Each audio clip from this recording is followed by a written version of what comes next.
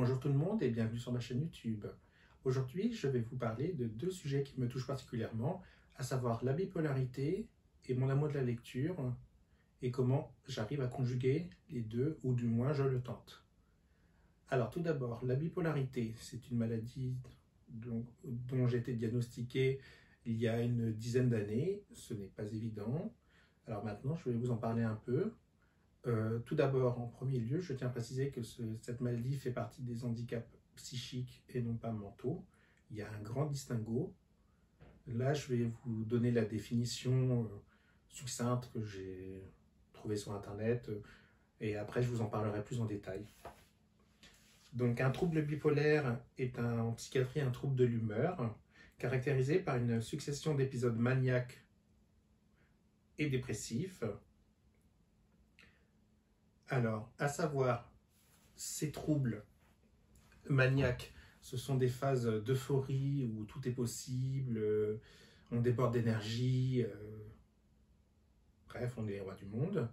Et les phases dépressives, comme tout le monde connaît, c'est des phases où malheureusement on est au fond du trou, rien ne va, et c'est des phases qui sont très dangereuses puisque malheureusement on peut faire des gestes qui sont fatales.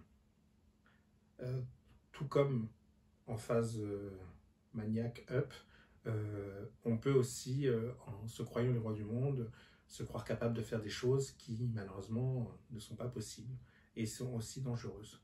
Donc on a tendance à croire que les phases dépressives sont les plus dangereuses, mais en fait les deux sont dangereuses pour un bipolaire.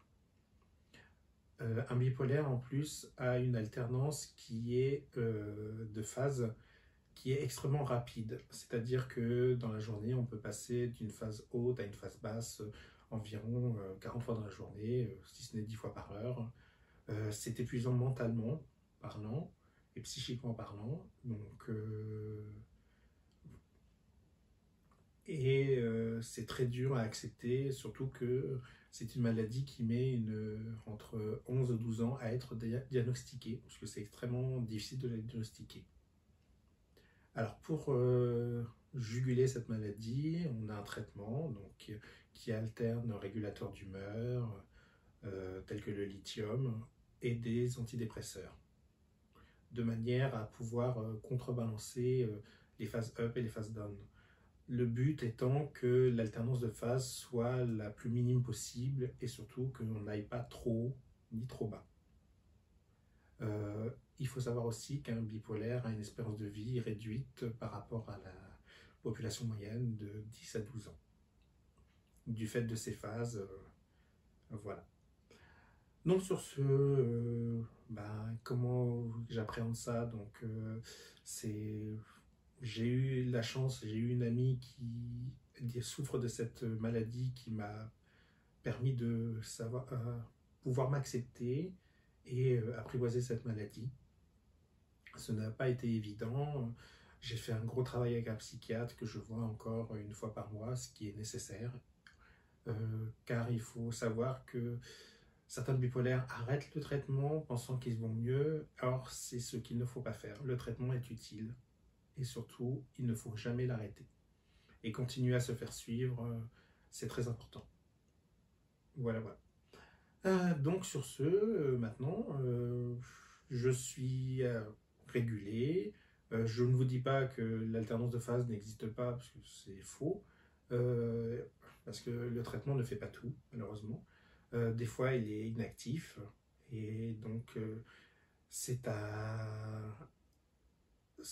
moi de pouvoir détecter les subtils changements d'humeur, de manière à ne pas aller vers les extrêmes. Alors maintenant, on va parler quand même de quelque chose de plus joyeux, à savoir mon amour de la lecture. Alors j'ai commencé à lire à l'adolescence, j'ai commencé à lire les romans d'anticipation de mon oncle, à savoir toute sa collection. Je les ai dévorés les uns après les autres. Ah oui, en fait, pour ceux qui ne savent pas ce que c'est de l'anticipation, c'est grosso modo de la science-fiction. Voilà.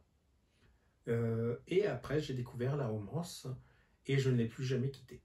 Donc, bien que j'ai toujours une affection particulière pour l'urban fantasy et les vampires, les sorciers, les fées. Donc les fées F-E-E, non. Les fées F-A-E, ce qui n'est pas la même chose.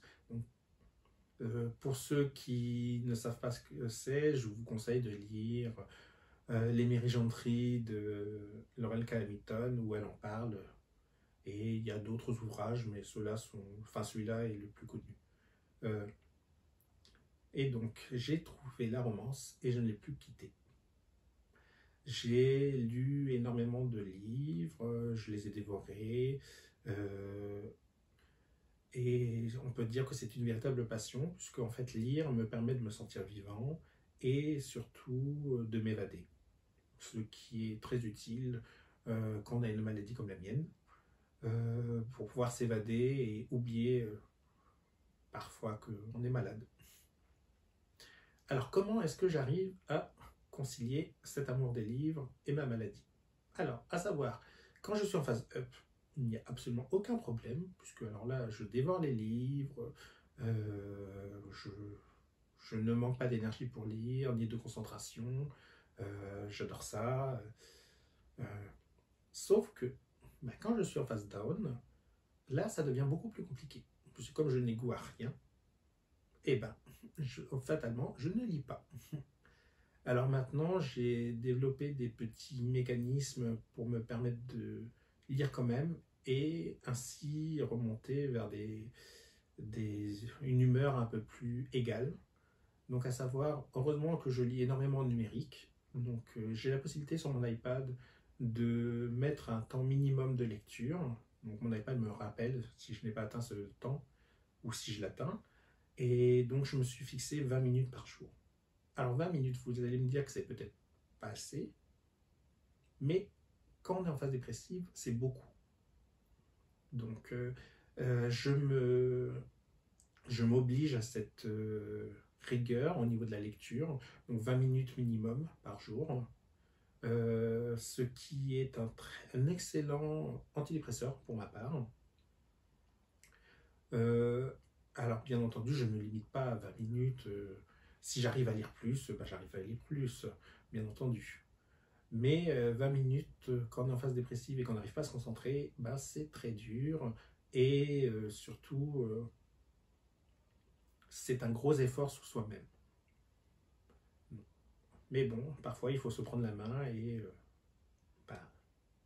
essayer de lire et puis de penser à autre chose, de manière à oublier sa condition.